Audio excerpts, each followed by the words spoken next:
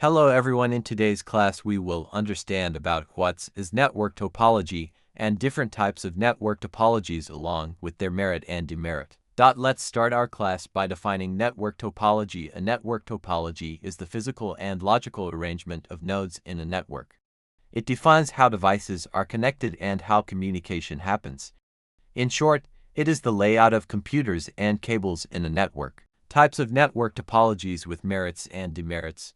A. Bus topology.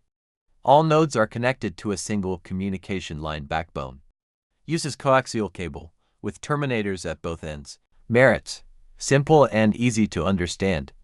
Low installation cost. Demerits. High data collision and congestion. Adding, removing nodes is complex. If backbone fails, entire network fails. B. Star topology. All nodes connect to a central hub or switch. Hub acts as the central server. Merits. Fast performance due to less traffic. Token system reduces collisions. Equal authority for nodes. Demerits. Troubleshooting is difficult. Adding, removing nodes disturbs the network. Failure of hub affects all nodes. C. Ring topology. Nodes are arranged in a circular structure. Each node connects to two neighbors. Merits. Can work with older topologies like bus. Each node has equal chance for communication. Demerits. Complex structure. Troubleshooting is difficult. D. Mesh topology. Every node is directly connected to every other node.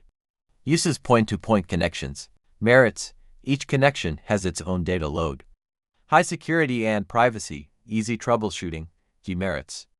Expensive and complex wiring. Difficult installation and configuration. A. Hybrid topology. Combination of two or more topologies.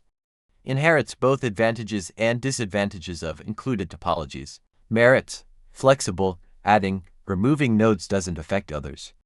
Easier troubleshooting. Demerits. If central hub switch fails, network stops. Performance depends on hub capacity.